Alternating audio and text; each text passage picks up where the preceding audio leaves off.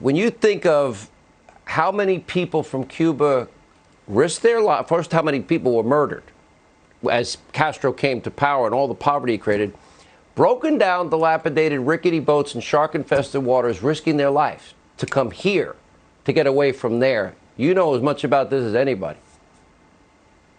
Yeah, I mean, Fidel Castro, first of all, close to 2.5 million Cubans have fled the island since the Castro Revolution. Many served 30 years in jail. Many were executed after show trials. People died in the Straits of Florida in rafts to get away from it. Families divided, people never able to see their relatives again. Mothers died before they could ever see them again. So there's terrible tragedy embedded in this. But I want to say something, Sean. If it was one comment, this is not about one comment. This isn't not really to be. She's not being sincere when she says it's about one comment. Congresswoman Bass has a long, appears to be 3 to 4 decade history of being an admirer of the Castro regime. It started as a student. It continued during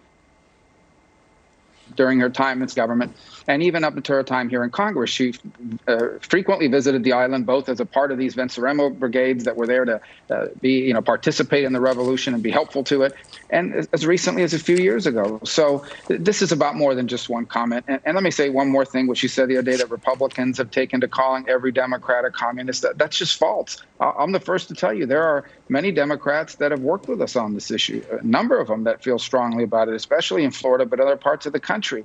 This is about her. It's about her long track record. And frankly, she would be the highest profile Castro sympathizer we have ever had at any level of American government. What do you make of this radical left turn, the Democratic Extreme Socialist Party? Yeah, I mean, that's where the energy is coming from in that party. And there was a point made earlier in your program about Joe Biden. You know, Joe Biden is a solid liberal.